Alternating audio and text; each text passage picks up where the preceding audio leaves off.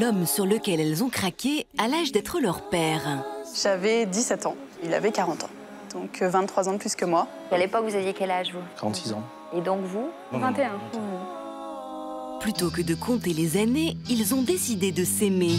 Je me suis dit, bah ouais, il est plus vieux que moi, bon bah on verra. Être en couple avec une personne plus âgée, enfin ça se choisit pas. Il y avait comme une évidence dans notre lien. On avait l'impression de vivre avec l'autre la relation qu'on avait toujours rêvé de vivre avec un homme ou avec une femme. Je voyais ça comme une histoire déjà hors norme et donc je la vivais très intensément. Mais une telle différence d'âge, est-ce vraiment si simple à gérer? Le jour où ils m'ont annoncé qu'ils allaient se marier, j'ai quand même posé la question à ma fille, est-ce que tu es sûre de faire le bon choix? Je voyais la différence d'âge qui, moi, me gênait. J'avais l'impression de profiter de la naïveté d'une jeune fille. On parlait régulièrement de cette différence, on essayait de trouver des solutions, on n'en trouvait pas en fait. La vie que j'ai maintenant et celle que j'espérais me convient parfaitement. S'il fallait recommencer, je foncerais tête baissée. Je ne regrette absolument pas.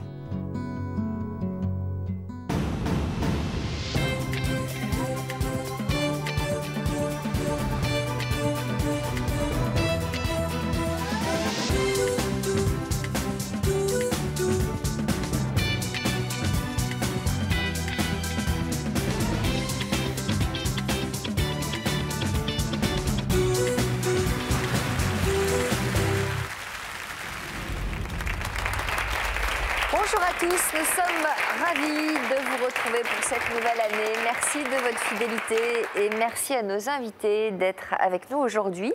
Si l'on en croit Blaise Pascal, l'amour n'a pas d'âge et ce ne sont pas nos invités qui vous diront le contraire. Elles sont tombées amoureuses d'un homme qui avait l'âge d'être leur père et malgré le qu'en dira-t-on ou les réticences de leur entourage, elles ont décidé de foncer. Jusqu'où les a finalement conduites cette histoire hors du commun?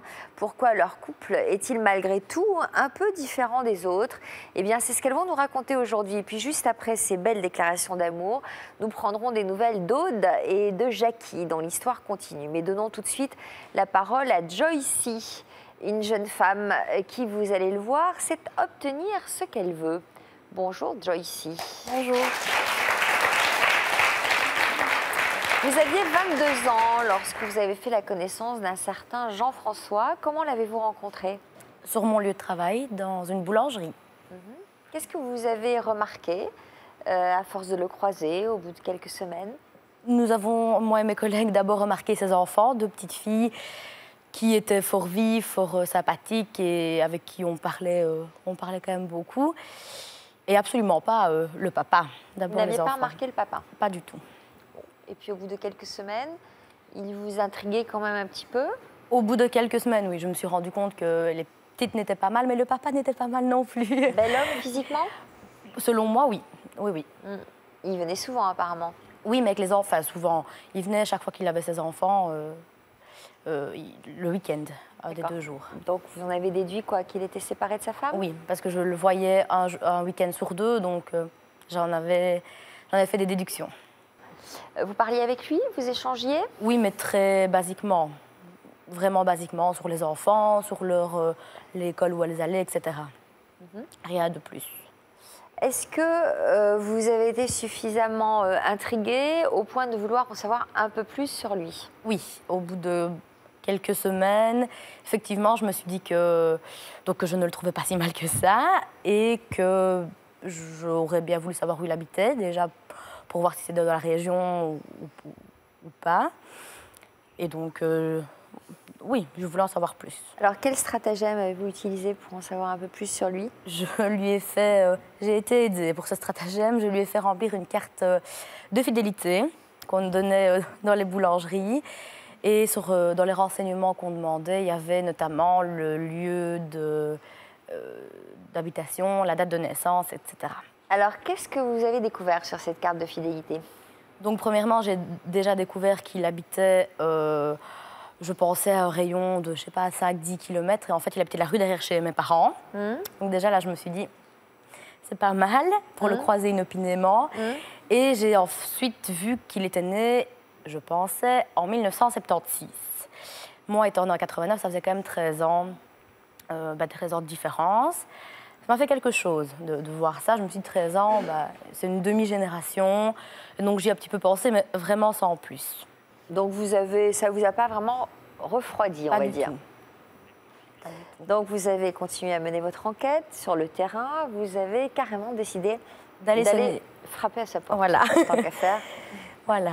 Un soir, je me suis dit, bah, comment est-ce que je pourrais faire avancer. Pour quelle raison? Quelle raison avez-vous trouvé? Je lui apportais un pain et des viennoiseries pour les enfants. Voilà, donc avec mon petit sachet, en sortant du travail, justement, je suis allée sonner chez lui. Bah, il a dû trouver ça très sympathique. Oui, mais je crois qu'il était fort surpris quand même. Fort surpris. Il m'a ouvert hors contexte.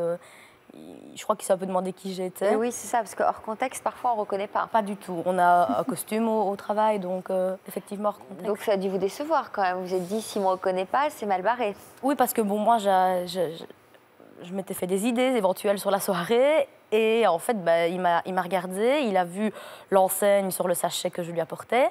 Il m'a dit merci et puis au revoir et il a fermé la porte. Donc moi, je me suis retrouvée un peu paf devant la porte et je suis rentrée un petit peu penaude chez moi.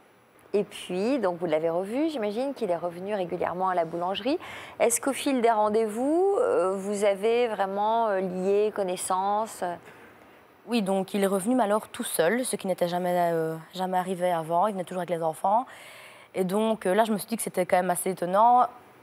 Bizarrement, je lui apporte quelque chose et puis il vient tout seul un après-midi.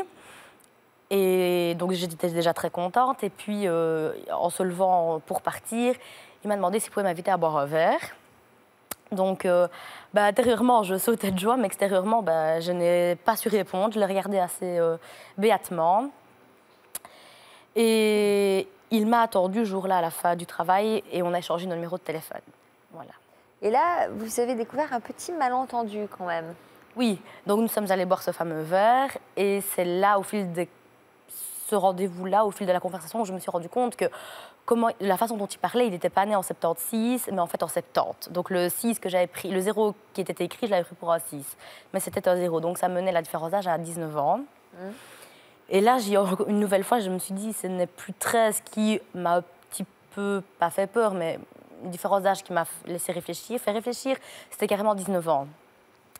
Et c'était pas du tout quelque chose auquel j'avais pensé. Un jour, me retrouver avec quelqu'un de beaucoup plus âgé que moi. Donc voilà, oui, j'y ai réfléchi. Et ça vous a dissuadé? J'en ai parlé à mes parents. Pour avoir un peu des conseils, parce que je savais qu'ils ne me jugeraient pas de toute façon, mais qu'ils pourraient m'apporter éventuellement des conseils. Ce qui a été le cas, donc ça ne m'a pas dissuadée. Ils vous ont dit quoi? Mon papa était fort refroidi par la différence d'âge en soi, parce que selon lui, voilà, il y avait l'expérience en plus, il y avait déjà un premier mariage, il y avait des enfants, etc. Une carrière, approfondie. Et ma maman, elle a eu fort peur pour les enfants. 2 enfants, en bas âge, mais bon, à élever. Donc en fait, ils n'étaient pas très chauds, vos parents? Voilà. Non. Donc ils vous en ont dissuadé? Ils ont essayé. Enfin, oui, ils n'ont pas montré d'argument positif, en tout cas. Bon. Mais manifestement, vous n'en avez pas tenu compte et vous avez eu raison de vous faire confiance à vous et on découvrira pourquoi tout à l'heure. Mais d'abord, on va saluer Frédéric Faridou, notre spécialiste de l'amour. Frédéric, que vous inspire le témoignage de Joycie? Déjà, je suis impressionnée parce qu'elle sait vraiment ce qu'elle veut et elle se donne les moyens d'obtenir ce qu'elle veut. Donc, je trouve que c'est une jeune femme déjà qui a beaucoup confiance en elle. Et en même temps, son histoire montre que l'amour nous mène souvent sur des chemins inattendus. Elle n'avait pas forcément projeté d'avoir une relation avec un homme plus âgé qu'elle. Et alors? Ces histoires, on dit souvent que ces jeunes femmes sont à la recherche d'un père. Oui. Mais je crois qu'il faut se méfier de ces explications. On pense qu'elles ont quelque chose à régler par rapport à leur mais enfance. c'est trop simpliste. C'est trop simpliste parce que nos ressorts psychiques inconscients ne sont pas aussi lisibles que ça. C'est-à-dire que la quête inconsciente du père n'a pas forcément à voir avec l'âge réel. C'est-à-dire qu'on peut chercher son père dans toutes les relations qu'on va avoir et ça n'a rien à voir avec l'âge des hommes qu'on a en face de soi. Je pense que plutôt que de dire ce qu'on cherche, cherche, on peut savoir ce qu'on fuit. Et souvent, ce sont des femmes qui fuient les hommes immatures ou les hommes plus fragiles, les hommes qui sont plus des petits garçons, sont plus des femmes qui sont à la recherche d'hommes qui incarnent une forme de protection, l'expérience aussi, hein, dans certaines relations, la maturité en tous les cas, et qui, à leurs yeux, est plus incarnée par un homme plus âgé que par un homme de leur âge. Je vous propose d'ouvrir la première partie de notre émission que nous avons intitulée « Je ne m'attendais pas à toi » et on va faire la connaissance de Zineb et de Pierre-Yves. Bonjour à tous les deux. Bonjour. Zineb et Pierre-Yves, vous avez 25 ans d'écart. Cela fait 3 ans que vous êtes en couple. Comment avez-vous fait connaissance tous les deux? On s'est rencontrés sur un site de rencontre, sur Internet. J'avais été touché par son sourire. J'ai vu sa photo, j'ai été touché par son sourire et je trouvais que c'était un sourire qui méritait un compliment. Donc je lui ai envoyé le compliment en précisant bien que j'étais conscient que je ne rentrais pas dans la tranche d'âge. Donc à l'époque, vous aviez quel âge, vous 45, 46 ans, 46 ans. Et donc vous En 19. Tu venais d'avoir 21. Vous venez d'avoir 21. Non, 21. Non, 21. Il n'oublie pas une année, hein, ça compte. Oui. Ça compte, oui, c'est... Alors, dans un premier temps, vous avez noué une relation d'amitié un peu spéciale. Dans quel sens était-elle spéciale, cette relation? On s'entendait beaucoup, on se parlait beaucoup, on est toujours très, très, très complices. Et c'était un peu relation d'amitié, grand frère, un peu une relation tout. On pouvait rigoler de tout, on pouvait se parler de tout.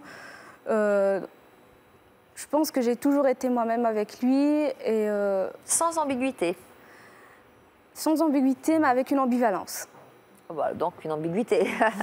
C'est quoi les différences, Frédéric? Il n'y en a pas beaucoup. C'est-à-dire que je ressentais quelque chose, mais que je ne voulais pas accepter ce que je ressentais à cause de la différence d'âge, parce que j'avais peur des regards des autres, j'avais peur de ce qu'ils pourraient penser de moi. Donc vous n'osiez pas vous avouer vos sentiments? Je pense que je l'ai accepté tard. Pierre-Yves? Il n'y avait rien dans nos échanges qui était superficiel, même si on parlait de choses anodines. J'avais l'impression d'être en face d'une personne qui m'impressionnait parce que, à 21 ans, elle parlait le français comme elle le parle maintenant, alors que ce n'était pas sa langue maternelle. Elle avait une ouverture d'esprit qui m'étonnait, peut-être parce que j'avais aussi certains clichés par rapport à sa culture, que je ne connaissais que de manière très, très parcellaire. Et j'étais surpris de l'intelligence, de son intelligence, tout simplement. Sa maturité, peut-être. Oui, on peut le dire comme ça. Alors, les mois ont passé et la possibilité d'un vous a commencé à émerger, d'un couple, quoi. Que s'est-il passé pendant les fêtes de fin d'année? À quel moment vous êtes-vous avoué vos sentiments, quoi, tout simplement? Est-ce qu'il y a eu un déclic? Est-ce qu'il y a eu une prise de conscience? Est-ce que vous vous êtes manqué? Je pense qu'on s'est toujours avoué des sentiments, mais il y avait toujours une réticence, du moins de ma part, je ne sais pas si de la part de Pierre-Yves, parce que j'étais aussi attachée affectivement à une autre relation, et puis d'un point de vue raisonnable, je n'arrivais pas à me dire... j'ai fait le premier pas, j'ai envie de dire j'ai fait le dernier pas, parce que lui, il a toujours été clair avec moi, et moi j'étais réticente.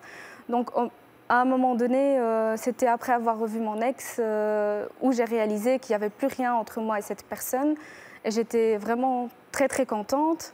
Tout était prêt pour que le matching se fasse. Il n'y avait plus qu'à laisser les masques tomber et dire on fonce, on y va, on continue à y croire. Donc au bout de combien de temps? Alors, on s'est connus en 2009 et c'était... un an et demi après. Un an et demi après, oui. Alors, on est loin du coup de foudre, Frédéric. Ça doit vous plaire, cette construction. J'adore. Vous adorez. Ben oui, j'adore parce que ce que Zineb disait tout à l'heure, c'est cette amitié spéciale, c'était une manière d'aménager le sentiment qu'elle commençait à éprouver pour Pierre-Yves, mais tout en ne se l'autorisant pas du fait de cette différence d'âge. Et en fait, le déclic, c'est de revoir son ex. Donc ça a été déterminant dans le sens où c'est ça qui a permis qu'elle s'autorise à vivre cette histoire. Parce qu'elle a bien vu sans doute la différence qu'il y avait entre plus du tout de sentiment pour cette personne et puis ce qui était en train de naître avec Pierre-Yves. Donc c'est intéressant parce que c'est s'autoriser l'amour et voir que l'amour, il n'a pas forcément le visage qu'on avait imaginé, mais qu'on ne peut pas passer à côté de cette affinité élective quelque part. Oh, que c'est beau ça, une affinité élective. C'est Goethe, ça, les affinités électives. Très joli. J'aime beaucoup cette expression, mais là, c'est ce que ça m'évoque quand je les écoute. Et alors, donc, vous avez concrétisé au bout de combien de temps après cette conversation? C'était un moment où Zineb me disait, je sentais le besoin, elle me demandait de lui donner du temps. J'avais besoin qu'il soit patient par rapport à moi. C'était l'expression. Parce que j'avais besoin de temps et j'avais pas envie de rompre une relation pour me mettre avec lui. J'avais besoin de réaliser, de comprendre et de vivre l'amour que j'ai toujours eu pour lui et que j'ai jamais pu. Alors ça va plaire beaucoup à Frédéric, ça aussi. Prendre le temps entre deux relations. Ah oui, absolument. Vous me connaissez bien parce qu'effectivement, ça me plaît beaucoup de prendre le temps de sentir ce qu'on ressent, d'apprendre à se connaître, de créer cette intimité qu'on sent entre vous. Et c'est ça qui donne la force de l'amour, en fait. C'est vraiment ça. On se dit souvent que notre relation, fondamentalement, est une amitié. Oui. Donc le socle de notre relation, c'est une amitié.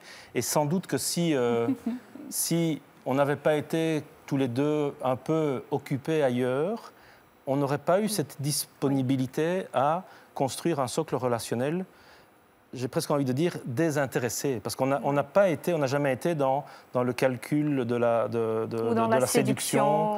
Donc une réelle amitié peut déboucher sur un amour fort. Mais ça, c'est sûr. Mais je pense qu'en même temps, l'attirance était plus que de l'amitié au départ. Oui. Bon, on va s'intéresser au cas d'Isabelle. Bonjour Isabelle. Vous aviez 20 ans lorsque vous avez croisé la route de José, un homme de 56 ans. Dans quel cadre avez-vous croisé son chemin ? Alors, j'avais participé à un concours dont le thème était l'immigration portugaise en France dans les années 60. Et j'ai gagné le premier prix. Et le premier prix était un voyage au Portugal. Au cours de ce voyage, j'ai assisté à des cours de communication donnés par José, qui était le fondateur du Centre de formation des journalistes de Porto, au Portugal donc.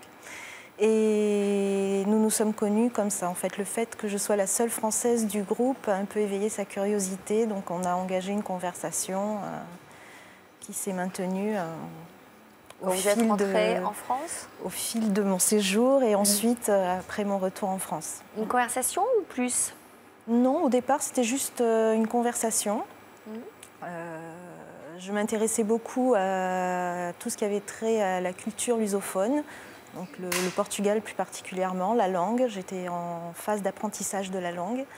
Et lui étant professeur, donc j'avais beaucoup de questions à lui poser. J'étais très intéressée et pas insensible à son charme non plus. Mais bon, on en était resté là dans un premier temps. Et puis vous avez été amenée à vous revoir quelques mois plus tard. Oui, comment ? tout à fait. En fait, dans le cadre de mes études, j'ai effectué un stage à Lisbonne. Et j'avais je l'avais informé de mon séjour à Lisbonne et il m'avait proposé de venir à Porto passer le week-end de la Saint-Jean. C'est un week-end qui est très fêté à Porto et donc c'était intéressant pour moi de connaître cette tradition, cette fête. Voilà. Donc vous êtes allée vous intéresser à la tradition locale. Voilà. Et puis vous ne vous êtes pas intéressée qu'à la tradition locale. Non, du tout. Qu'est-ce qui s'est passé alors pendant ce week-end ? Mais disons que nous avons passé beaucoup de temps ensemble, tous les deux. Et puis, de fil en aiguille, nous nous sommes un peu rapprochés. Voilà. Et puis l'histoire a commencé. Voilà. Alors, vous aviez 36 ans d'écart. Est-ce que ça vous a fait peur ? Très peur. très peur. Je me demandais ce qui m'arrivait, lui aussi, oui, on en a beaucoup parlé, bien sûr. C'était, comment dire,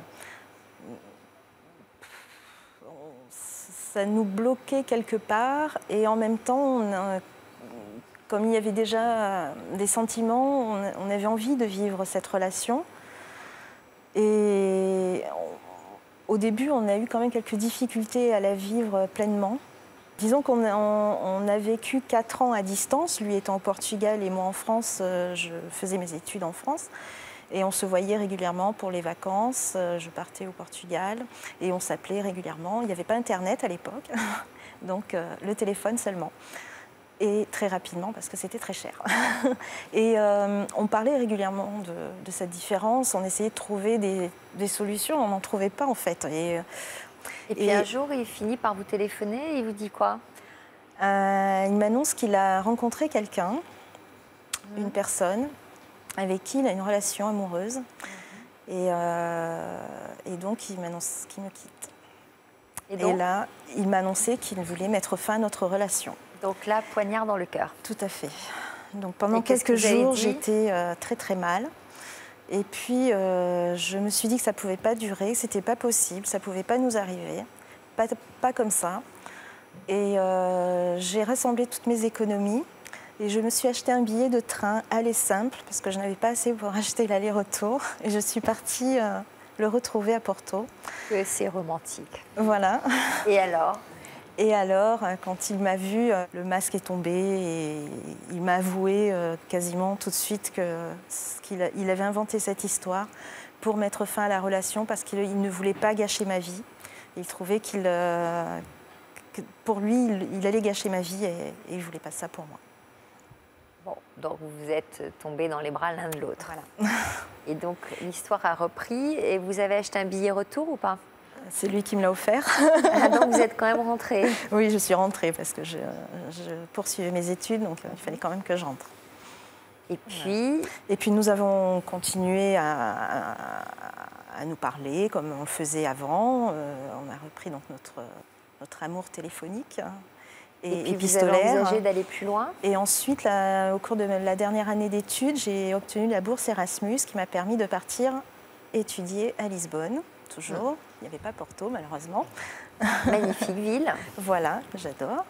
Et donc, j'étais la semaine à Lisbonne et le week-end, je partais à Porto le retrouver.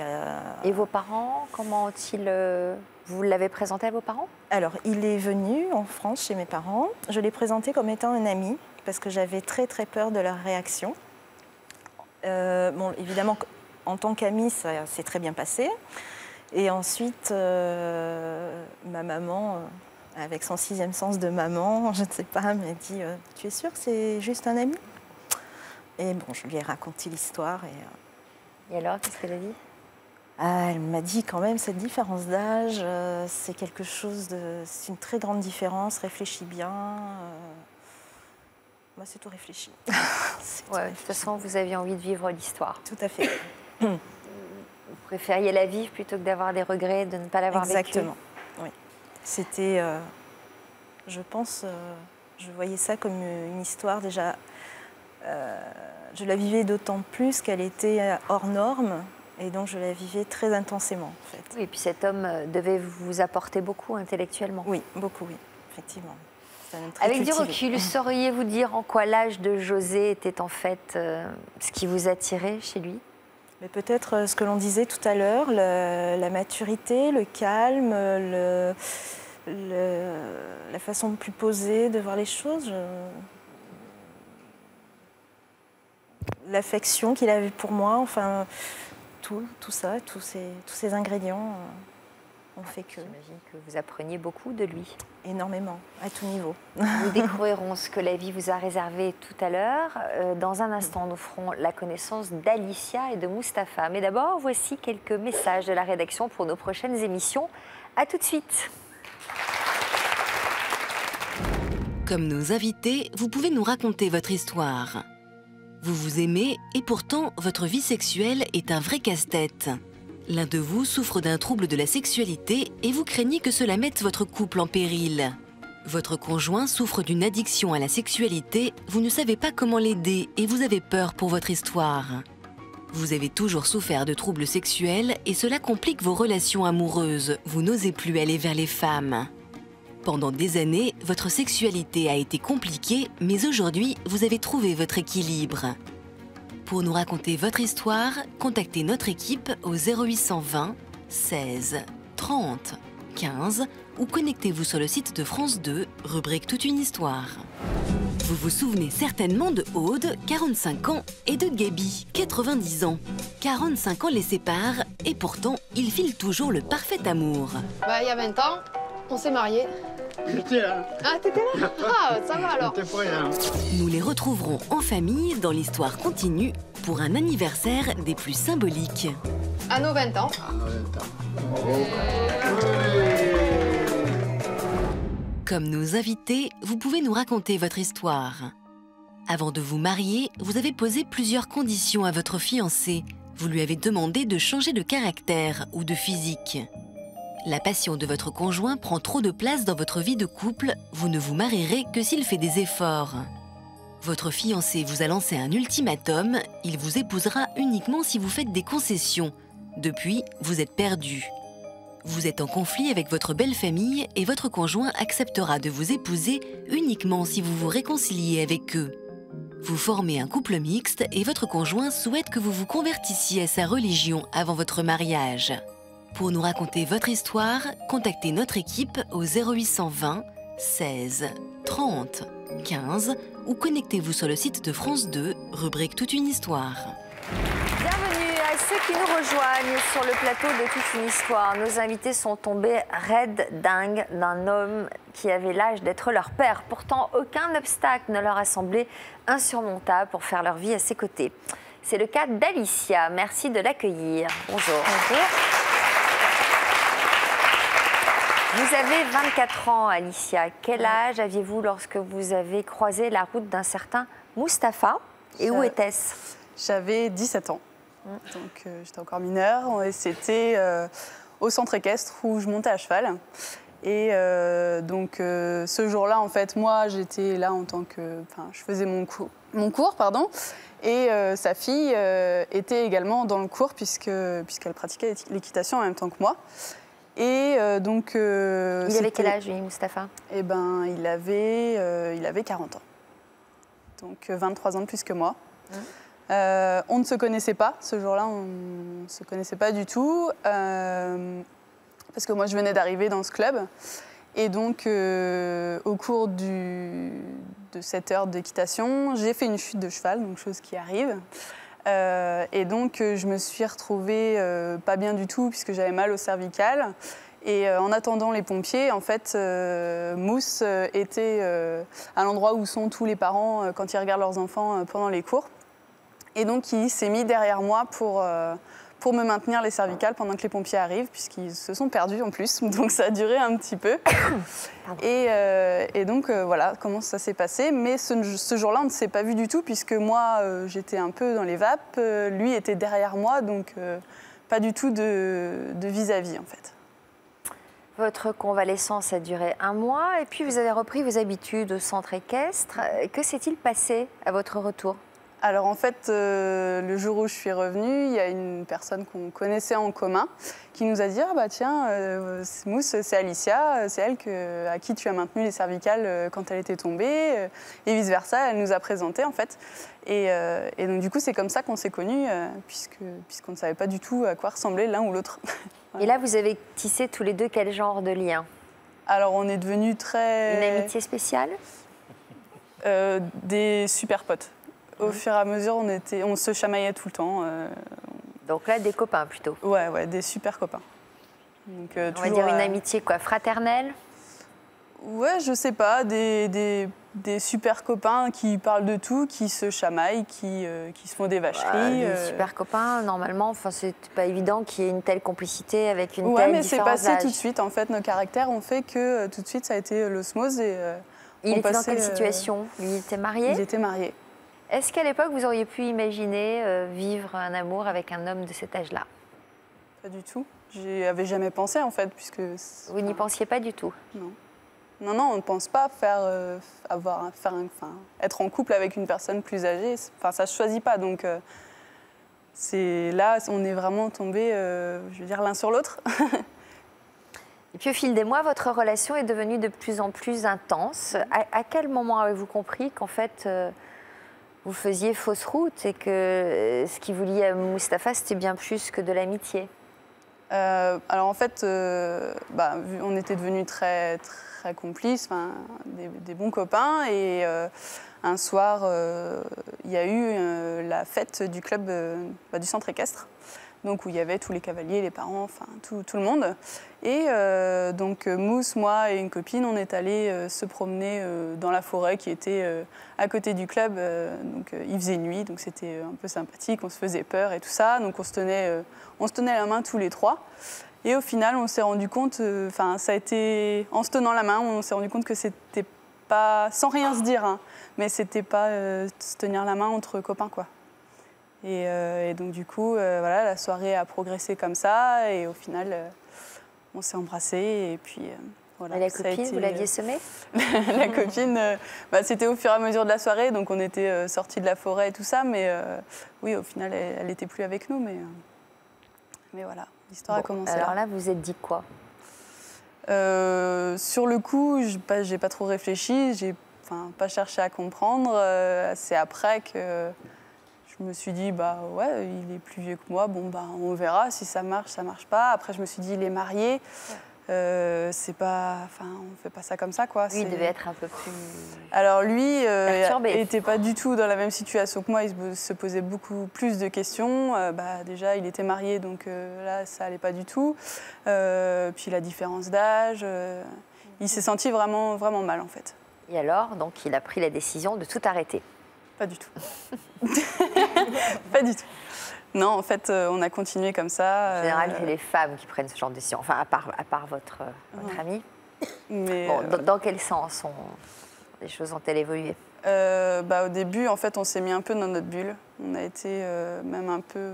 on a fait comme on avait envie. Il était toujours marié. Donc, on a fait un peu de mal aussi autour de nous. Mais du coup, on était, nous, dans notre cocon. Et donc, on faisait un peu comme bon nous semblait. Depuis, beaucoup d'eau a coulé sous les ponts. Il faut désormais vous appeler Madame, puisqu'il y a quelques jours, nous avons rencontré celui qui vient tout juste de devenir votre mari. Une rencontre qui a été l'occasion de revenir sur les prémices de votre idylle.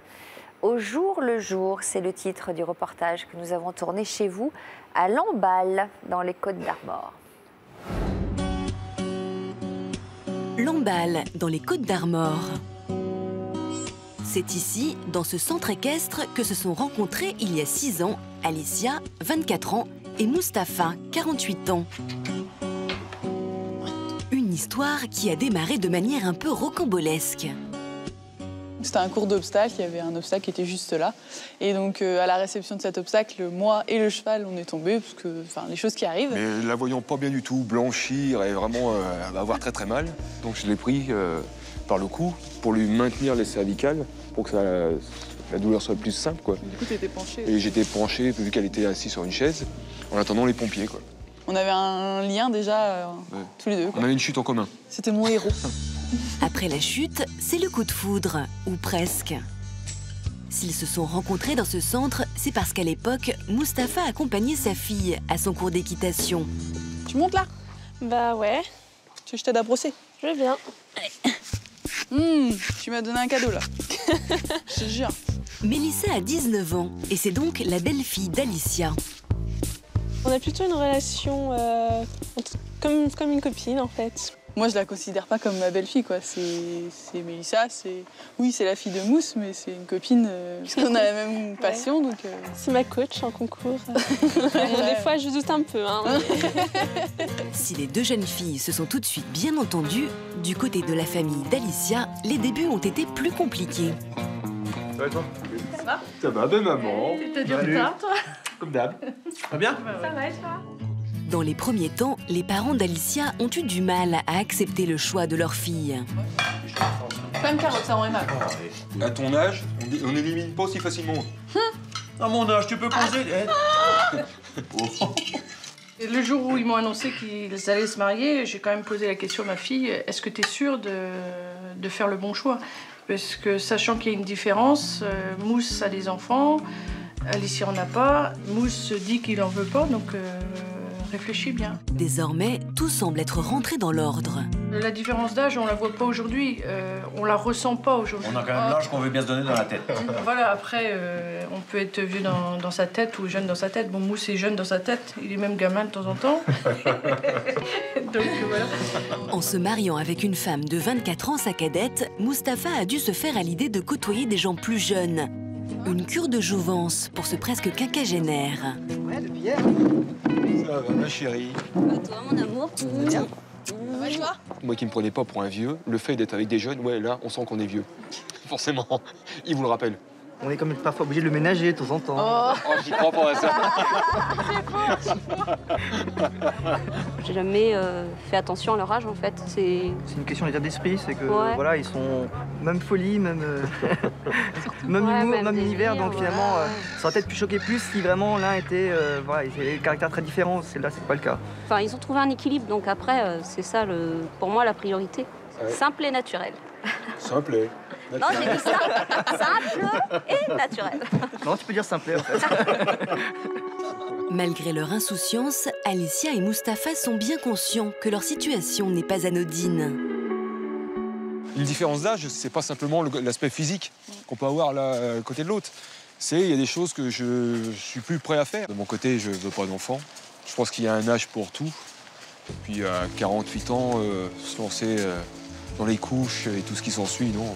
Après, aujourd'hui, moi, j'en ressens pas du tout le besoin et donc ça me pose pas de souci, je vois pas le problème en fait.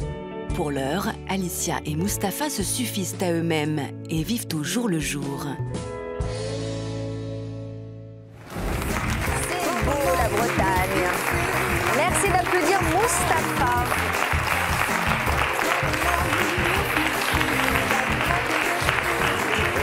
Bonjour, ça va et vous? Mustapha. En Mousse, c'est mieux. Mustapha, je sais pas trop qui c'est. Mousse, d'accord, très bien. Comment ça va? Impeccable. Bon. Donc, vous avez décidé de vous marier. C'était important de vous engager? Pour Alicia. Parce que j'avais dit non pour le mariage, j'avais dit non pour l'enfant. J'ai dit, s'il n'y a que des noms, ça va pas être cool. Donc, elle a dit, on va se marier. L'enfant, c'est non. Sûr. C'est lui qui dit non. Moi, après, comme j'ai dit dans le reportage, pour l'instant, je ne ressens pas du tout le besoin. J'ai pas, voilà, on est tellement bien tous les deux que je ne vois pas du tout... Vous avez quel âge? 24 ans. Bon, elle va en avoir envie, hein. Oui, on en a déjà parlé. On a déjà parlé de tout ça. Et je lui ai dit, ça sera peut-être la cause de notre séparation. Non, il va non, changer mais pas... Je pense pas. Bien sûr que si. Vous verrez, on vous recevra sur le plateau d'Histoire Continue. C'est une certitude. Je suis sûre, je parie. Je mets un petit billet là-dessus. Bon, enfin, je ne veux pas l'influencer non plus, mais... Bon, on verra. Qu'est-ce que vous pensez, Frédéric? C'est un sujet sensible, de toute façon, dans ce type de relation, le désir Oui, d'enfant. mais cet homme-là, il aime la vie, il ne se pose pas trop de questions, donc il va y aller, vous verrez. Oui, mais enfin, il a l'air assez clair quand même sur le sujet. Ah oui, puis ça a été clair dès le départ. Ouais. Il me Et l'a je pense jamais que c'est caché. important d'en parler très vite, justement, parce que sinon, il ne faut pas que ça devienne un sujet récurrent, un sujet sur lequel on discute et où il y a forcément un désaccord. Et le fait d'être clair dès le départ, je m'engage en connaissance de cause. On en reparlera. On va poursuivre avec notre deuxième partie qui a pour titre Sans regret. On va reprendre le fil de l'histoire de Joycie et de son client favori, si j'ose dire, à la boulangerie. Vos parents ont eu beaucoup de mal à accepter que vous tombiez amoureuse d'un père de famille, là encore, qui avait 21 ans de plus que vous. Pourtant, vous vous êtes écouté, vous. Et cela fait maintenant 2 ans que vous partagez sa vie. Est-ce que votre différence d'âge se fait sentir au quotidien? Au quotidien, non. Par contre, ce sont dans... Enfin, moi, contrairement à Mustapha, Jean-François a aussi des enfants, mais de très jeunes. Donc, je n'ai pas...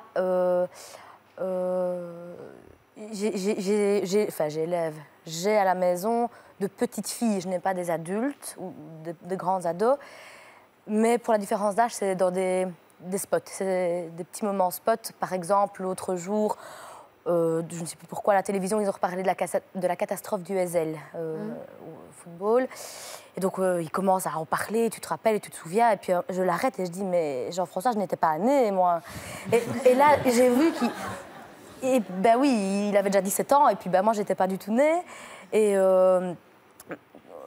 une autre anecdote, c'était avec Julie et Mélissa. On en reparlait aussi, l'affaire du trou qui a fait grand bruit en Belgique. Et je lui dis que moi, dans l'éducation que j'ai reçue, il y a vraiment eu un avant et un après. Et là, je vois qu'il me regarde, l'air de dire, mais pourquoi? Mais je dis oui, mes parents étaient beaucoup plus stricts, sévères, comme beaucoup d'autres. Et puis j'ai vu que ça a fait tilt et qu'il dit ah oui, t'avais ça à Caen. Mais je dis oui, toi tu t'es déjà mariée, moi je n'avais que ça à Caen. Donc ce sont des moments spot comme ça, sinon pas du tout. Mais jamais vous n'avez envie d'aller en boîte de nuit alors que lui il n'a pas envie. Je suis pas du tout une grande sorteuse, c'est vraiment pas. La sorteuse, on dit en Belgique, une sorteuse. Oui, oui. Bon. La vie que j'ai maintenant et celle que j'espérais me convient parfaitement. Bon. Est-ce que vous avez envie d'avoir des enfants, vous? Je suis enceinte. Ah, voilà. Donc il était d'accord. On l'a appris le 6 décembre. Donc il n'avait pas opposé son veto. Il était d'accord dès le départ. Moi, je suis très vite venue sur le sujet. Au tout début, au risque même de lui faire peur.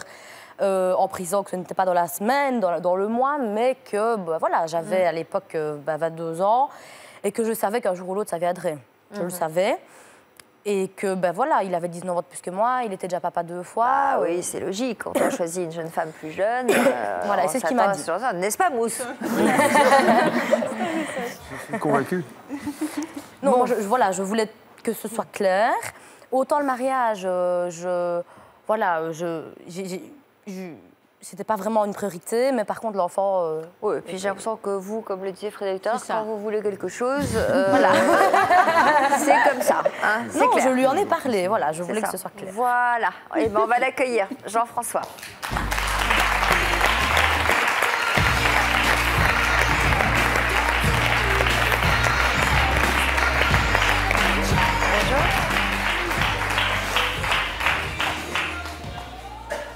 Je vous imaginais pas du tout comme ça. Eh ben voilà. Parfois on est surpris comme ça, on se fait des projections. En fait, il fait très jeune. Oh, c'est gentil. J'imaginais quelqu'un. On me l'a encore dit tout à l'heure dans le taxi. Comment? On me l'a encore dit tout à l'heure dans le taxi. Oui, je vous imaginais avec un profil beaucoup plus rangé, si j'ose dire.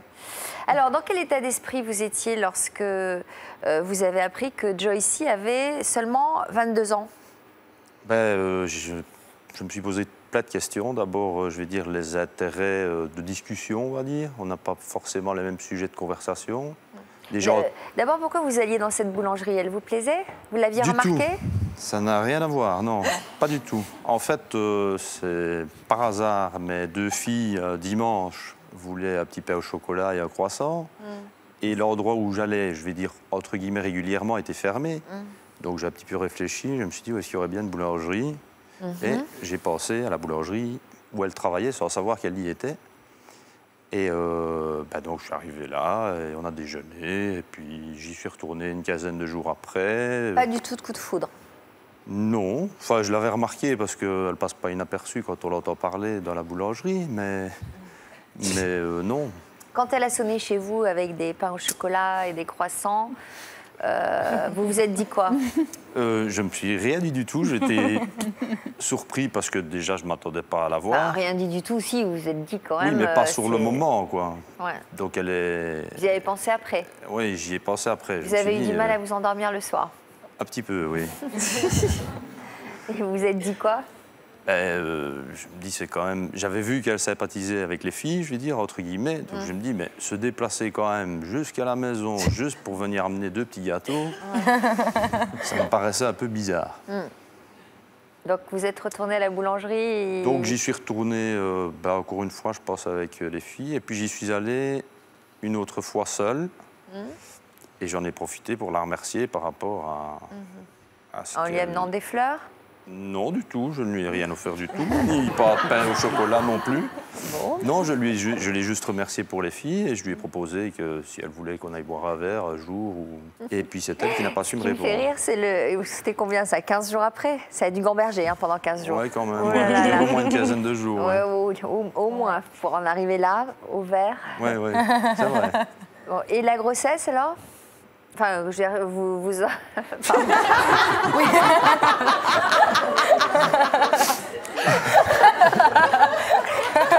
J'étais pas au courant pour moi.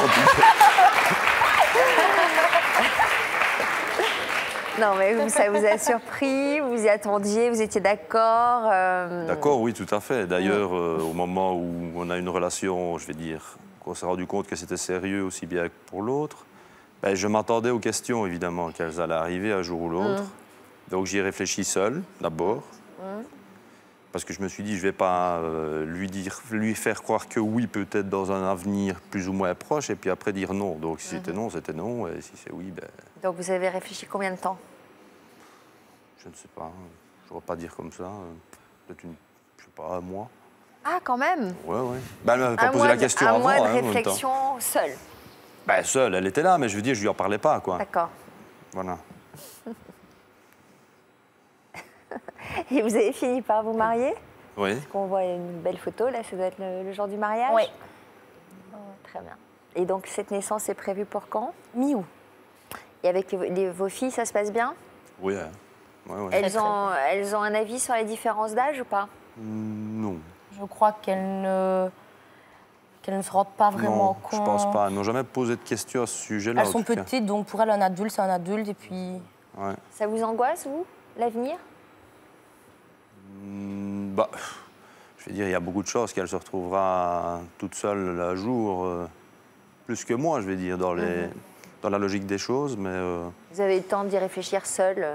Seul, oui, et je lui ai dit aussi, de toute façon. Hein. Bon, elle n'aime pas que j'en parle, d'accord, mais il faut le savoir. Zineb et Pierre-Yves, alors vous avez noué une relation sur Internet qui est devenue une amitié un peu spéciale, et puis vous avez mis plusieurs mois à vous avouer vos sentiments, enfin surtout vous, qui avez attendu d'en finir avec une autre relation, de laisser mûrir tout ça, jusqu'au jour où les masques sont tombés, comme vous l'avez dit, et que vous avez enfin accepté de vivre votre histoire. Est-ce que la différence d'âge est toujours un sujet de préoccupation entre vous au quotidien? Au quotidien, non, elle ne s'invite pas dans notre salon. C'est-à-dire, on a à peu près les mêmes goûts. Si on a envie de sortir, on sort ensemble. Vous redoutez le regard des autres? Oui, beaucoup. Au début, beaucoup. Maintenant, moi, je ne sais pas pourquoi. Peut-être parce que j'ai lâché un peu prise, mais au début, beaucoup. Et c'est surtout les gens qui nous font sentir ça aussi. Parce que j'ai quand même eu pas mal de réflexions de la part de personnes que j'ai croisées, ne serait-ce que dans l'avion, dans le bus. Ils vous disent quoi? J'ai eu un exemple dans l'avion, rentré du Maroc, et il était assis à côté de moi. Et il y avait un monsieur qui, limite, me draguait. Et j'ai essayé de lui faire comprendre que c'est mon mari. Alors je lui dis, je vous présente mon mari. Et il me dit, ah oui, votre mari, c'est un Belge, c'est que pour les papiers, alors ça va. Et il est venu s'installer à côté de moi. Donc je ne dirais pas souvent ce genre de réflexion, mais il y a quand même quelques personnes qui me voient un peu comme la petite maghrébine qui a décroché le gros lot, et ça me blesse beaucoup parce que ce n'est pas le cas. J'ai envie de crier fort, c'est une vraie histoire d'amour, cet homme je l'aime, et j'aime pas qu'on me regarde comme ça, et oui, ça me blesse beaucoup. Comment vous envisagez l'avenir, tous les deux? Vous avez envie d'avoir des enfants? Je suis aussi enceinte. Ah, vous êtes aussi enceinte? Oui. Donc, vous aviez des enfants, vous? Non. Je n'ai jamais été marié et je n'ai pas d'enfant. Ça, c'est quand même un grand avantage. Alors, dites donc, vous n'avez pas eu peur qu'il n'ait jamais été marié? Parce que là, on se dit, oulala, il doit y avoir des tares. Moi, ça m'a plutôt rassurée parce que... J'ai pas dit que j'avais pas vécu avant. Ah bon? Ça vous a plutôt rassurée? Oui, ça m'a plutôt rassurée parce que je pense que la présence d'une autre famille dans notre vie n'aurait qu'augmenté mes angoisses, et j'étais plutôt tranquille par rapport au fait. Et puis le connaissant assez philosophe. Là, vous aviez quel âge, pardon, quand vous êtes rencontrés? 46. 46. Ouh là là, pas marié à 46 ans, moi je me serais posé des questions. Il avait bien vécu, donc pas marié. Alors en même temps, pas marié c'est une chose, mais trop marié aussi, on devrait s'en poser aussi. Non, au contraire, ça m'a beaucoup rassuré que je ne sois pas mariée. Ouais, j'étais mariée 2 fois. Ah, vous avez été mariée 2 fois quand même. D'accord. Puis aussi vis-à-vis de mes parents, j'étais plutôt rassurée de leur présenter quelqu'un qui n'est pas marié, parce que déjà pour le présenter, c'était pas facile. On a dû élaborer un stratagème pour. J'ai dû beaucoup parler de lui, dire que c'est mon meilleur ami, il a toujours été présent pour moi. À chaque appel avec mes parents, c'était Pierre-Yves par-ci, Pierre-Yves par-là. Et à un moment donné, ma maman a commencé un peu à s'inquiéter, à me dire est-ce que tu comptes rester en Europe ou bien rentrer? Si tu comptes rester, j'ai pas envie que tu restes toute seule, je m'inquiète pour toi. J'ai dit ça tombe bien, je suis pas toute seule. J'ai quelqu'un à vous présenter. Elle m'a dit est-ce que c'est Pierre-Yves? J'ai dit oui. Et là, elle était un peu réticente, mais en même temps, elle m'a dit je peux pas décider à ta place. Donc. Puis elle a envoyé mon père en mission pour voir si M. Pierre-Yves était quelqu'un de bien ou pas. Il a bien réussi le test. Il paraît que vous allez souvent chez le médecin?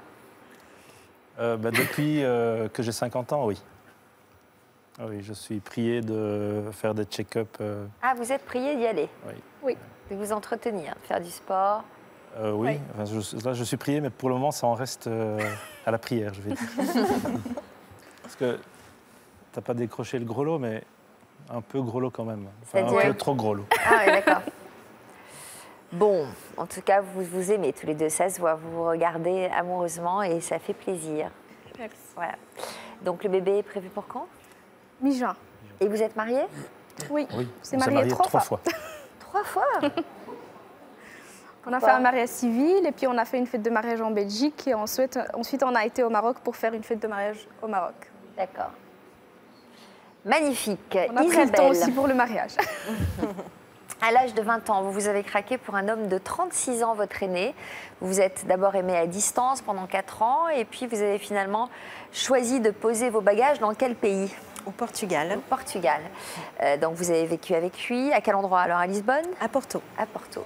Et puis vous avez fait un projet ensemble en 1998, lequel?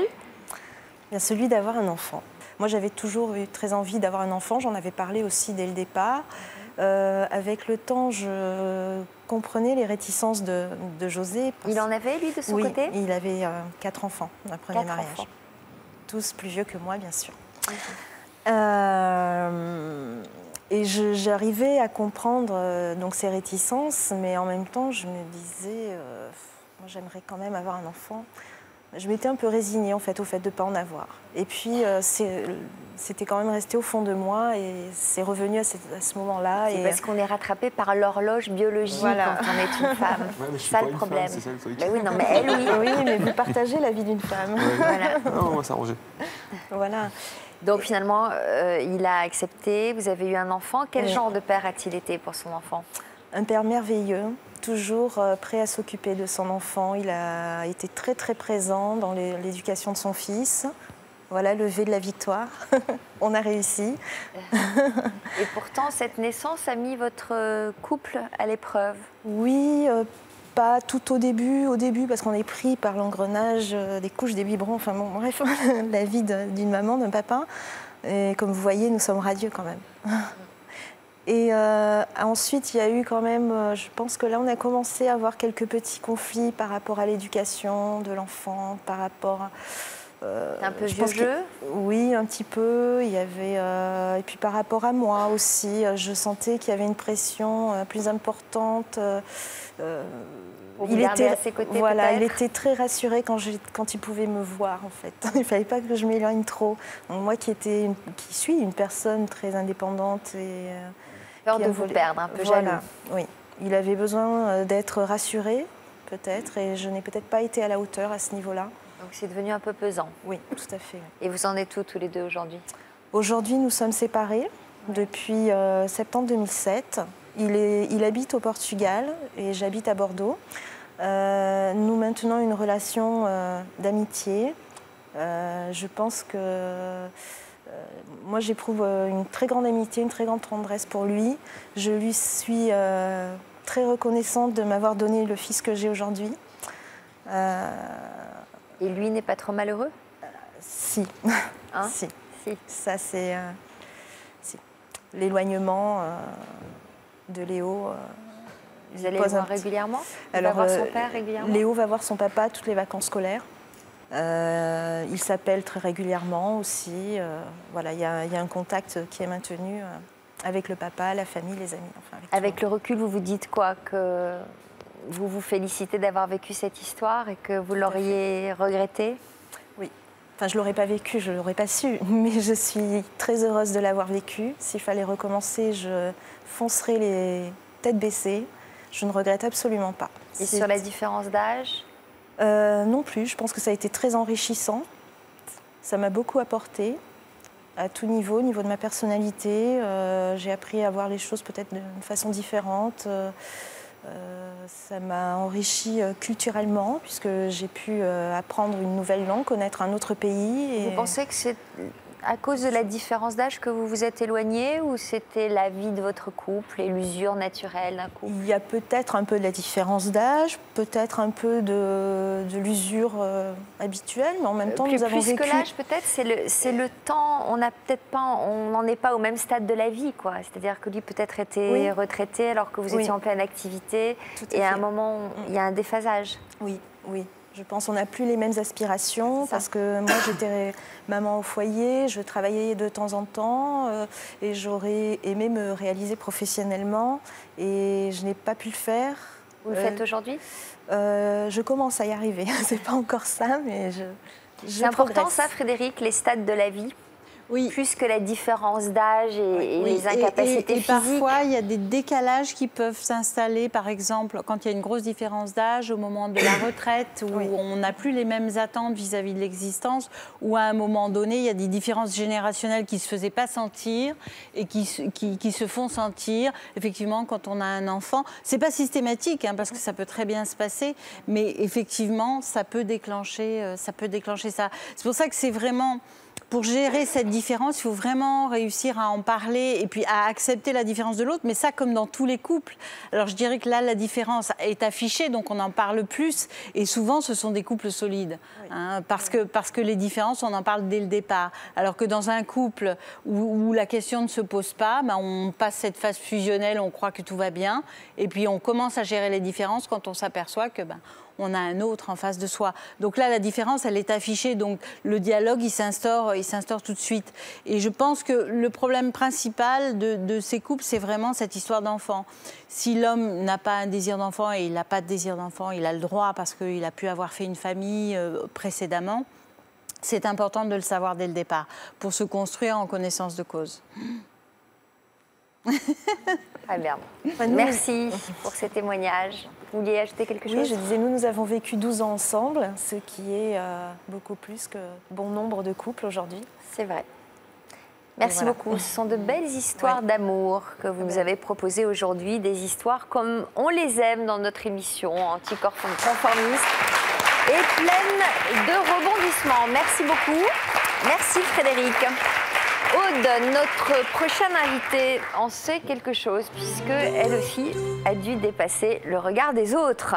En effet, 45 années séparent Aude de l'homme qu'elle aime et personne n'aurait parié sur son couple. Quant à Jackie, ce n'est pas la différence d'âge qui l'éloigne de sa conjointe, mais plutôt la retraite qui a été pour eux une étape particulièrement difficile à gérer. Ils vont nous montrer que pour eux, comme pour nos autres invités, l'histoire continue. Bonjour à tous les deux. Merci d'avoir accepté à nouveau notre invitation. Je vais commencer avec vous, Aude. Je vous avais reçu avec votre mari le 8 janvier dernier. Mais c'est une longue histoire qui vous lie à Jean-Luc Delarue, puisque nous avions fait votre connaissance à l'époque de Ça se discute. Que vous inspirent d'abord les témoignages de nos invités? Simplement le passé, puisqu'on vit... j'ai revécu ce que j'ai vécu avec Gabi à travers leur récit. Sachant que nous, on vient de fêter donc, nos 20 ans de mariage, donc c'est peut-être eux dans 20 ans, avec 2 enfants, donc peut-être pas avec vous. Alors, combien de différence d'âge? On a exactement cette année le double, tous les deux, c'est-à-dire que moi j'ai 45 ans et lui vient de fêter ses 90 ans. Comment vous expliquez que vous ayez été séduite par un homme aussi âgé? C'était très clair pour moi. Les jeunes qui avaient mon âge, que je fréquentais à l'époque, étaient des très bons amis, mais je ne me voyais pas fonder un foyer avec eux. C'était des personnes qui étaient très bien pour s'amuser, qui étaient très bien pour se divertir, mais pas du tout des personnes assez solides, moralement, professionnellement, amicalement, oui, mais pas pour faire ma vie avec. J'avais aucune confiance pour une vie. J'imagine que votre union a dû faire jaser. Oui. Hein? Oui, oui, parce que quand on a dit qu'on s'installait ensemble, les gens ils nous ont dit bof. J'ai dépassé ça en rigolant. Après c'est on va se marier. Et déjà, mais pourquoi vous vous mariez? Parce que en même temps je suis enceinte. Et là c'était l'apothéose quoi. Et après on a remis ça 2 ans après en ayant la deuxième. Ah, c'était pas une erreur? Non, c'était pas une erreur. On a remis ça. Il avait quel âge, Gabriel, à ce moment-là? Quand nous nous sommes mariés, Gabi avait 75 ans et moi j'avais 25 ans. Non, 70 ans, pardon. Il avait 70 ans et moi j'avais 25 ans. Je venais de fêter, à 2 jours près, j'ai fêté la Sainte-Catherine et je crois quelques jours après, on s'est mariés. Est-ce qu'au fil du temps, vous avez ressenti le poids des années qui vous séparent? Il n'y a pas longtemps. Il n'y a pas longtemps, Gabi a eu un souci de santé. Et là, 2 AVC en 1 an. Ça pardonne pas parce qu'il s'en est très bien sorti. C'est toujours lui, comme je l'ai dit l'année dernière, c'est lui qui fait le repas, c'est lui qui fait le ménage, c'est lui qui fait la lessive.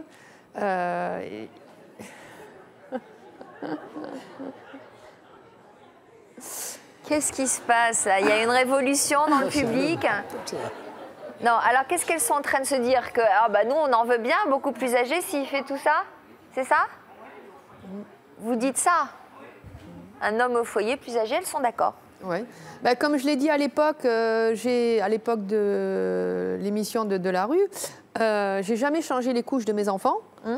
C'est un peu le couple inversé. C'était le papa à la maison qui fait tout et moi qui ai un travail donc à l'extérieur puisque lui est à la retraite. Donc c'est lui qui s'est toujours occupé de la maison et donc moi qui travaille à l'extérieur et qui, je répare le vélo des enfants et je m'occupe des loisirs. Donc je fais un petit peu le rôle de l'homme à la maison et lui il fait un peu le rôle de la femme. D'ailleurs vous avez la position de l'homme. Là, il paraît que récemment vous avez fait un achat pour lui. Qu'est-ce que vous avez acheté? Oui, alors suite à son AVC, il a repris totalement tout, mais le docteur lui avait dit de faire un peu de la marche et refaire un peu pas du sport, mais des trucs doux. Et il lui proposait de la gymnastique aquatique, chose qu'il n'a pas la possibilité de faire, il n'a envie non plus. Donc je lui ai acheté une plateforme vibrante. C'est ce qu'on appelle un petit peu la gymnastique pour les gens paresseux. Mais lui, ça lui permet de stimuler un peu son organisme et de... Il dit qu'en même temps, ça le réchauffe. Donc il monte sur son petit truc et puis...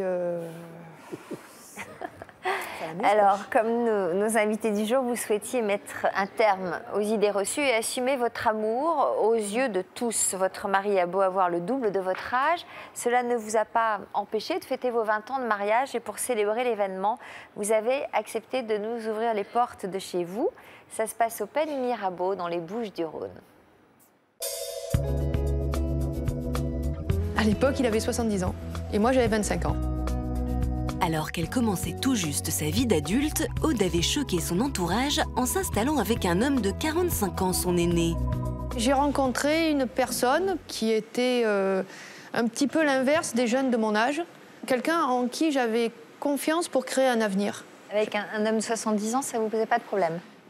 J'ai pas spécialement vu son âge, j'ai vu sa condition et physique, et puis un homme très très gentil, très affectueux, très attentionné. Et cet homme dont Aude était tombée amoureuse et qui lui avait donné 2 enfants, c'était Gabriel. À l'époque de votre rencontre, est-ce que vous avez eu des réticences? Eh oui. Je voulais savoir si elle était sûre d'elle-même. Vous étiez sûr de vous? Moi, oui. De son côté, Aude avait dû se battre pour faire accepter son couple atypique à son entourage.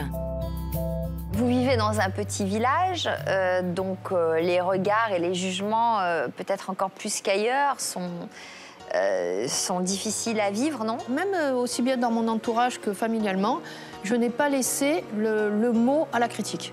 Je n'ai pas dit on vous demande votre avis ou bon, c'est notre choix. On n'aurait pas accepté le moindre reproche. Un an plus tard, nous retrouvons Aude et Gabriel près d'Aix-en-Provence. C'est un jour spécial pour le couple qui fête aujourd'hui ses 20 ans d'un amour sans faille. Il y a 20 ans, on s'est mariés. Ouais. Tu te rappelles? Ouais, je me souviens. Oui, j'étais là. Ah, t'étais là? Ah, ça va alors. J'étais présent. Ouais. Je ne pensais pas que ça m'arriverait encore. Ouais. À 90 ans, Gabriel forme avec Aude, 45 ans, un couple toujours détonnant, mais surtout plein d'affection. On est toujours ensemble parce qu'on a quelques différends, mais ça s'arrange toujours. Tu es toujours sédan avec moi. Ben oui, c'est normal. T'es toujours aussi le gros nounours que j'ai connu il y a 20 ans. Toujours aussi patient, aussi calme, qui m'a fait justement flasher à l'époque. J'ai toujours la même attention à toi et je t'aime toujours, chérie. Si on est toujours là, c'est que... L'amour est là. Leur tête-à-tête terminé, les amoureux se préparent à accueillir leurs proches. Ils ont convié les plus fidèles d'entre eux pour fêter cet anniversaire à leur côté. Coucou! Bonjour! C'est Cindy, la plus jeune fille du couple, qui arrive la première. À 17 ans, elle est heureuse de voir ses parents toujours aussi complices après toutes ces années. Joyeux anniversaire! Merci, c'est gentil! Et elle est bien vite suivie par le reste des invités. Alors, bonsoir. Ah, ça y est! Les derniers invités! Super! Salut! Mais avant de trinquer, le couple fait un bond dans le passé pour se remémorer ce jour exceptionnel. Et voilà, si vous voulez voir, c'est notre mariage.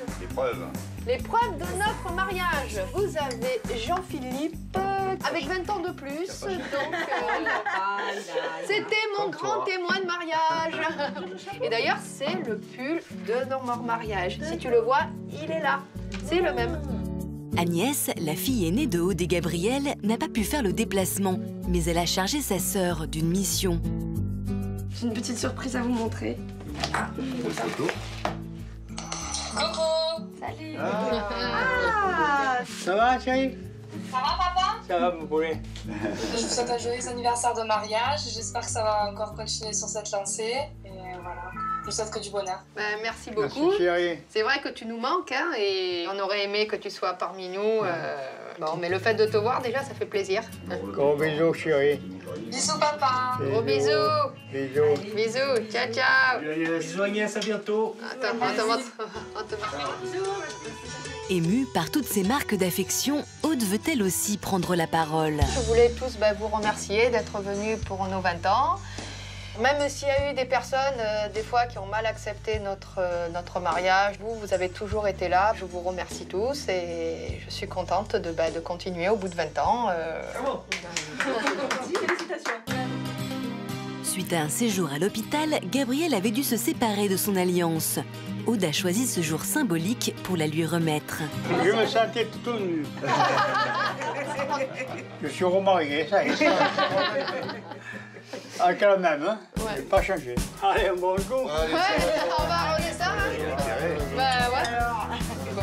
Merci. Bon, oui. Bon anniversaire. Merci. À vous 20 ans.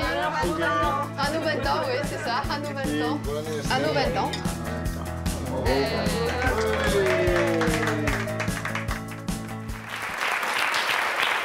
Alors, cette fois-ci, si Gabriel n'a pas pu vous accompagner, vous êtes venu avec Cindy, votre fille, votre plus jeune fille, donc, qui a tenu à être à vos côtés. La sœur aînée est où? À Pau. Ah, elle fait des études? Et oui, elle fait des études. Après son bac, elle a été obligée de partir dans la section qu'elle a choisie, et c'était à Pau, donc à plus de 600 km de la maison, ce qui a été un moment très dur pour moi, mais je l'ai moins montré. Mais Gabi, ça a plus ou moins provoqué son AVC. Parce qu'il a toujours été très proche de vous, votre père, puisqu'il s'est beaucoup occupé de vous, on l'a compris. Est-ce que la différence d'âge entre vos parents vous a posé un problème? Moi, aucun, jamais, franchement. Jamais. C'était les amis à qui, à l'école, je leur disais, c'est sûr, premièrement, ils étaient choqués, ils disaient mais c'est pas possible. Je dis bah oui, c'est possible. Et puis après, ça les amusait, et puis ils comprenaient tout de suite, il n'y avait pas de souci. J'imagine que ça devait être bon d'avoir un papa entièrement à soi, disponible, parce qu'il était toujours à la maison pour s'occuper de vous. Ouais, quand on était petite, il nous brossait les cheveux tous les matins, il était toujours là avec nous. Il se levait dès qu'on se levait, dès qu'on arrivait. Vous n'avez pas manqué d'amour, vous? Non, c'est sûr. Enfant. Aujourd'hui, il a 90 ans, comment vous vivez? Aujourd'hui, je suis à l'internat toute la semaine, enfin, je rentre le week-end. Et dès que je rentre le week-end, il me demande qu'est-ce que j'ai fait, si j'étais en période d'école ou en période d'écurie. Oui, parce que je suis une formation pour être apprenti jockey. Et donc voilà. Apprenti jockey, mais t'es immense, non? Pour être jockey. Oui, non, mais il y a beaucoup de filières dans le métier. Je peux être entraîneur, je peux être cavalier d'entraînement. Voilà, je ne suis pas non plus trop grande pour être jockey. Tu parles toujours beaucoup avec ton père, toujours très complice? Oui, je suis tout le temps. Il me demande, dès que j'arrive de l'école, il me demande comment s'est passée ma semaine. Je raconte tout. Est-ce que tu as l'impression qu'il faut en profiter encore plus parce que tu sens que les années passent Oui, je veux pas penser à ce qui peut arriver. Tout le temps, je sais pas, je veux dire... voilà quoi, je vis au présent. Vous y pensez, vous, Aude? On évite. Vous en parlez tous les deux de l'avenir? Non. Jamais? Non, c'est sujet tabou. Oui, c'est un sujet tabou parce qu'on... Pourquoi penser aux choses qui sont négatives et c'est pas en y pensant qu'on les effacera. Donc pourquoi penser à ça en se disant le futur n'est peut-être pas super, tant pis, ça n'empêchera rien. Donc autant penser aux bonnes choses. Pourquoi c'est important pour vous de venir nous donner de ces nouvelles aujourd'hui? Pour montrer qu'on est toujours là, qu'on est donné, je dirais, l'idée à ceux qui n'ont pas encore fait le pas, parce que ça existe, des gens qui vont se séparer parce qu'ils ont peur d'appréhender, y compris consolider les couples qu'on vient de voir aujourd'hui dans leur... oui, ça existe et ça dure et ça durera jusqu'à la fin, quoi. Vous embrasserez Gabi pour nous. On l'embrasse à travers l'écran, en tout cas. Et Jackie, vous semblez d'accord avec ce que vient de dire Aude? Oui, il faut qu'il pense au présent puis qu'il ne s'occupe pas du reste. Arrivera ce qui arrivera quand ça doit arriver. Voilà. Jackie... Il faut qu'il fasse comme moi. J'ai décidé d'emmerder le monde pendant 107 ans. Alors, ils ne sont pas prêts d'être... Alors vous, Jackie, je vous avais reçu le 17 septembre 2012 dans une émission intitulée « Se disputer pour faire durer son couple ». Monique, votre conjointe, était à vos côtés, mais c'est vous qui aviez répondu à notre appel à témoins. Pour quelle raison? Pour quelle raison? Parce que j'en avais marre de me faire engueuler à chaque instant. Ça faisait 10 ans qu'on était en retraite puis qu'on n'arrêtait pas de s'engueuler tous les jours. Et pourquoi vous en étiez arrivé à de telles extrémités? Parce qu'on a travaillé pendant 25 ans côte à côte, ça allait très bien. Et puis, arrivé à la retraite, je l'avais sur le dos en permanence. Alors ça n'allait plus. C'est horrible, ça. C'est horrible, mais c'est le problème de plus en plus de couples. Oui, c'est horrible. Parce qu'il paraît qu'on vit de plus en plus j'ai patienté pendant 10 ans. Et puis, au bout de 10 ans, ça a éclaté. Et c'est vous qui aviez un joli camping-car? Ouais. C'est ça. Mais je ne vais pas en racheter un cette année. Alors, donc, vous aviez acheté un camping-car et puis je me souviens que ça posait des problèmes. Comment vous expliquez que vos rapports se soient envenimés à ce point? C'était un petit peu de ma faute, remarquez. Je m'énervais pour un rien, pour un oui, pour un non. La moindre chose qu'elle me disait, je la voyais bouler. Enfin, bref, ça allait pas, quoi. Je ne pouvais pas supporter que ce soit tout le temps derrière moi. Et je me souviens que vous nous aviez raconté qu'il vous était arrivé de l'abandonner carrément sur un lieu de vacances. La dernière fois, oui, on était en Normandie, là où c'est qu'on a un terrain. J'avais mis le camping-car. Un matin, il me prend l'idée de couper une branche de prunier. Ah, faut pas faire ça, ça me coupe le soleil. Alors, j'ai rien dit. Je suis monté dans le camping-car, je l'ai laissé là. Je suis reparti dans l'Hérault, où c'est qu'on habite. Et elle est restée toute seule? Puis elle est restée toute seule. Et elle vous a rejoint? Non, elle m'a pas rejoint, c'est moi qui est revenu la chercher. Ah oui, c'est ça. C'est pas Gabi qui vous aurait fait ça? Ah non, pas du tout. Qu'est-ce que vous attendiez de notre émission à l'époque? J'attendais de trouver une solution pour pouvoir arrêter de m'énerver.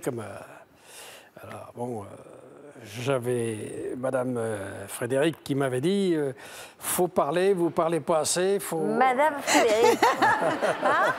Les prix du galon. Ouais. Non, qu'est-ce qu'elle vous avait dit? Elle m'avait dit faut parler, vous parlez pas assez, il faut absolument que vous discutiez, il faut que vous alliez voir un coach de couple et tout le bazar. Donc on y est allé, hein, puis on y va toujours. Ah ouais? Ah oui, mais je peux vous dire, ça s'est arrangé superbe. Ah bon? Ah oui. À ce point-là? Ah oui, oui. Oh là là. Ah là, je peux vous dire que c'est... Alors, là, c'est la jeunesse qui est revenue, là. Eh bien, dites donc, c'est spectaculaire. Alors, comme c'est souvent le cas pour la plupart de nos invités, c'est pour tenter d'y voir plus clair sur votre situation que vous avez fait la démarche de venir sur notre plateau. Voilà. Parce que vous regardez cette émission tous les jours. Tous les jours. Eh bien, vous avez raison. Sauf demain, parce que je ne suis pas là. D'accord. Enfin, je suis à Paris, je ne suis pas... Alors, votre passage à toute une histoire a-t-il eu l'effet escompté? Apparemment, oui. Avez-vous trouvé des solutions pour avancer? Apparemment, oui. Eh bien, c'est ce que nous allons découvrir tout de suite en images. Voilà. Ça fait 10 ans qu'on est en retraite et depuis ce temps-là, on n'arrête pas de se chamailler.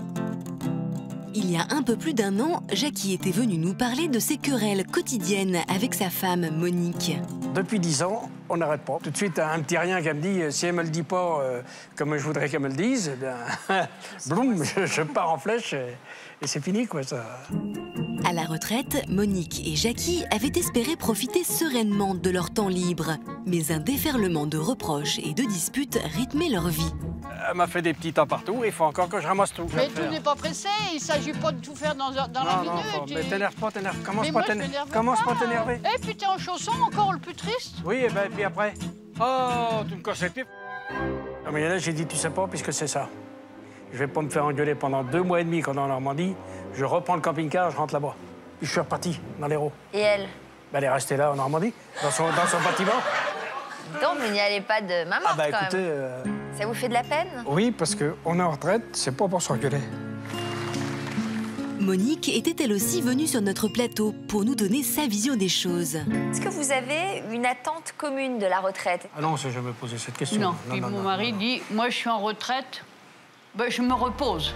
Ah, puis moi, je dis, moi, il faut bien que je fasse à manger. Il faut bien que je m'occupe d'un tas de trucs. Puis lui, c'est pas mon travail. Notre psychologue, Frédéric Farégou, avait donné à ce couple de septuagénaires quelques clés pour avancer.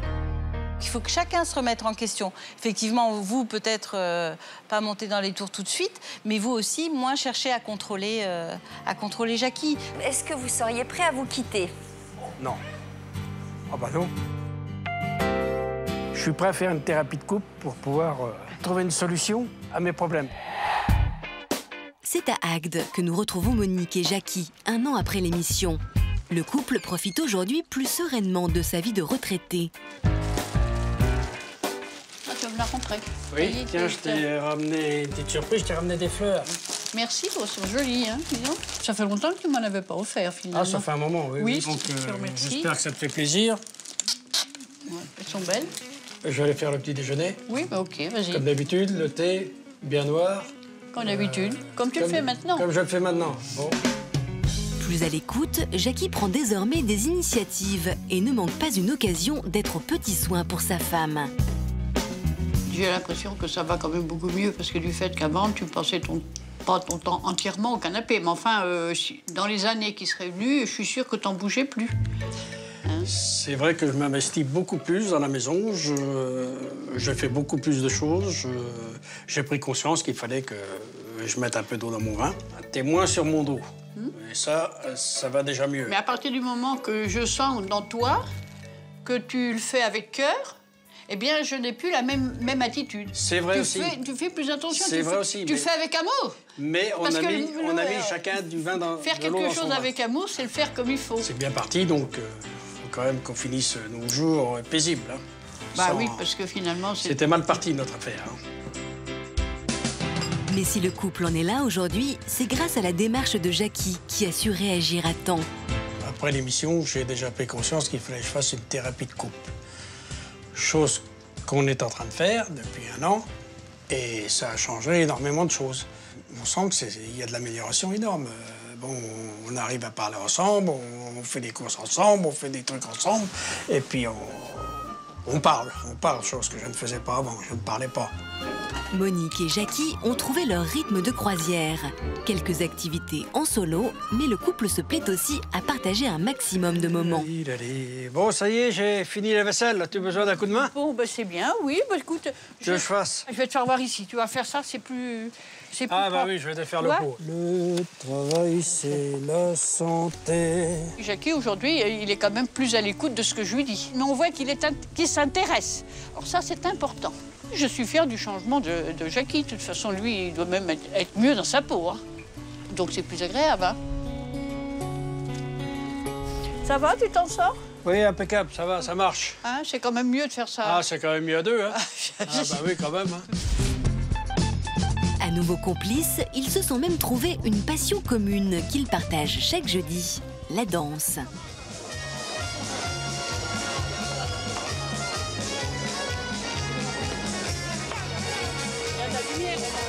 C'est un truc de jeunesse, on s'est connus au bal, et c'est vrai qu'aujourd'hui, c'est agréable. Ça nous permet de décompresser, de changer d'atmosphère, et puis de rencontrer d'autres gens. C'est-à-dire que ça le ravigote un tout petit peu, parce que sinon, il avait tendance à s'endormir. Donc la danse lui fait du bien. Ah oui, j'ai rajeuni de 20 ans, là. On profite ensemble, qu'on n'a jamais profité. C'est un nouveau départ. Pourvu que ça dure longtemps comme ça, c'est superbe.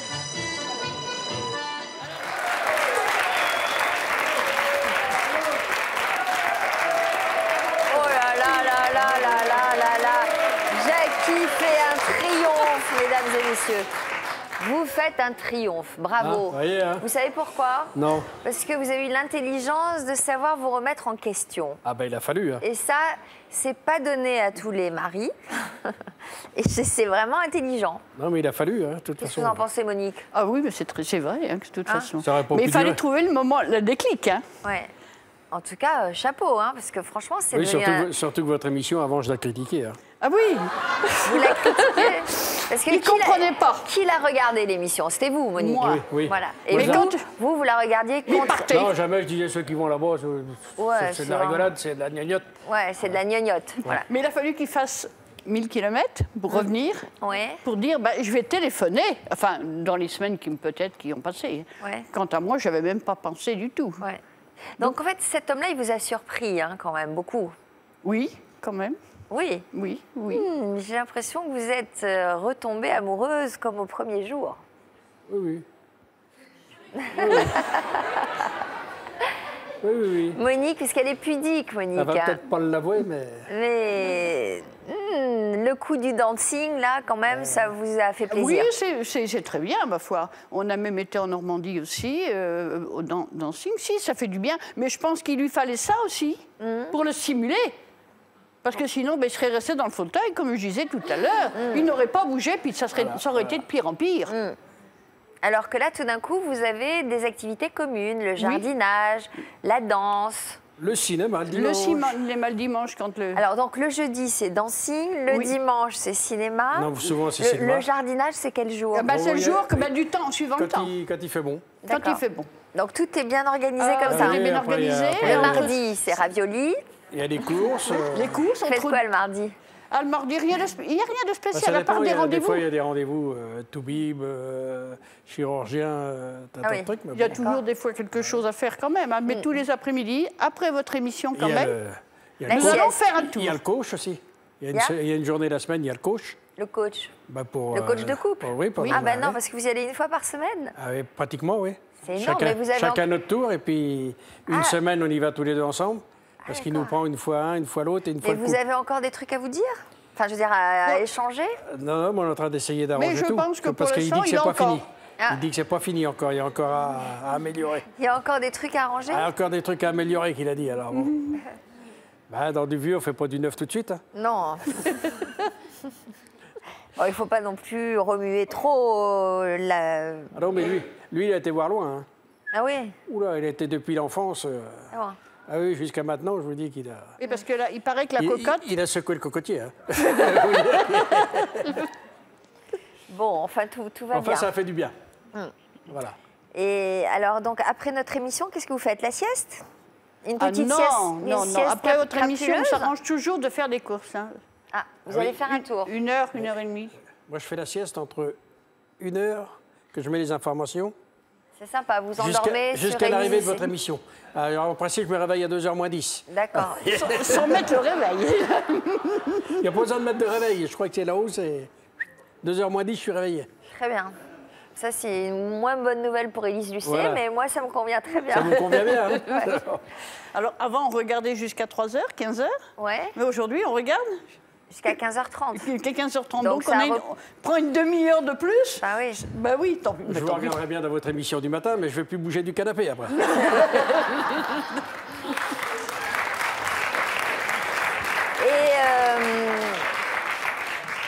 Et l'intimité, tout va bien? Ah, tout va très bien. Bon, eh ben, écoutez, c'est reparti à 9. Dites donc, alors, franchement, vous allez pouvoir nous faire une pub d'enfer, alors. Ah oui, il n'y a pas de problème. Vous l'avez dit à vos copains? Oui. Toutes les personnes qui nous écoutent et qui ont des problèmes, parce que finalement, beaucoup de gens ont des problèmes comme ça et personne ne veut le dire non plus. Hein. Ouais. Moi, j'ai rencontré des gens qui m'ont dit, dis donc, t'as été courageux, toi qui ne voulais pas de ça. Bah ouais. Ah oui, bon, d'accord. Alors, je baisse la tête et puis je dis oui, d'accord.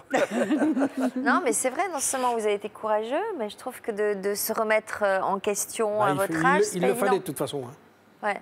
Ah oui. Bravo, un petit commentaire de Frédéric qui doit boire du petit lait, comme on dit. C'est sûr, et puis je suis très touchée de les retrouver et surtout de cette capacité de se remettre en question voilà, à leur âge, ce qui n'est pas donné du tout à tout le monde. Et je voulais rajouter qu'après le passage de l'émission, la diffusion de l'émission, j'ai eu beaucoup d'appels de couples à la retraite qui vous ont vus tous les deux, qui se sont reconnus et qui ont eu envie de faire une démarche de couple. Donc, ce que vous avez exprimé, c'est des choses qui concernent beaucoup de gens, arrivés à l'âge de la retraite. Oh, bah oui. Oui, ça en concerne beaucoup. Oui, je vois dans Signe, on va, là, il y a une dame qui m'a dit, aussi d'autres gens. Avec mon mari. Ben, je dis, allez là-bas, puis après, vous discuterez. Allez là-bas, c'est-à-dire chez vous. Ah bon Puis après, vous verrez. D'accord. Bon, merci en tout cas et bravo, parce que c'est des jolis parcours. Parfois, c'est intéressant de savoir se remettre en question plutôt que de se séparer et de souffrir de la séparation. En tout cas, vous êtes un bel exemple. Je vais remercier la production. Je vais vous remercier, vous, Frédéric, tous les gens qui sont venus aussi bien à Hague, là-bas, prendre les photos et tout ça, super. Même ici, c'est superbe. Merci à vous. Voilà. Merci d'être revenu nous voir. Je vais vous demander à tous les quatre de signer le grand livre de l'histoire continue, même. Cindy, c'est vous qui allez commencer.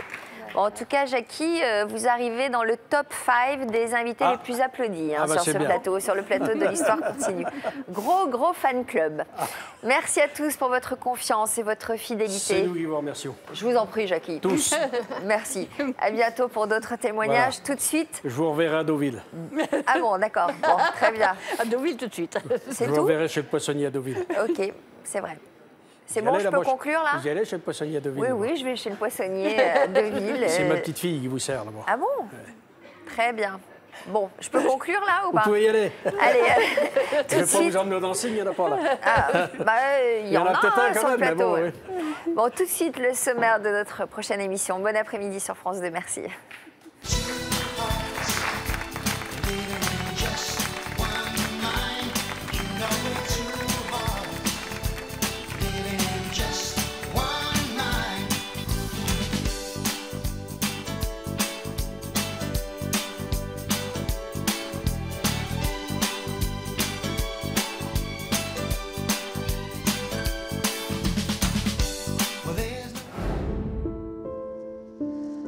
ça a été la descente aux enfers.